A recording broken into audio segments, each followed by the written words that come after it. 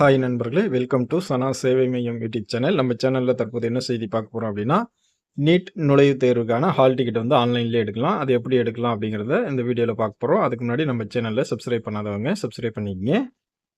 neet.nta.nic.in இந்த website open பண்ணிக்கங்க.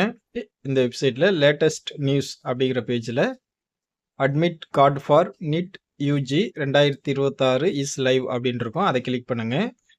Click பண்ணிங்கன்னா இந்த பேஜ் ஓப்பன் ஆகிடும். இதில் admit card for NEET UG 2026 அதை கிளிக் பண்ணுங்கள்.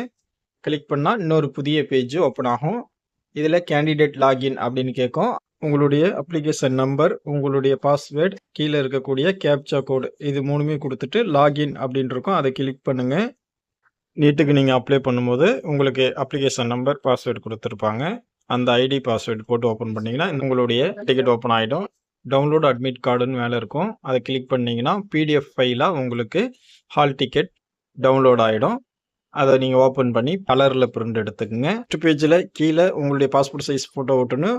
நடுவில் இருக்கிற பாக்ஸில் லெஃப்ட்டு கட்டை விரல் கைரேகை வைக்கணும்.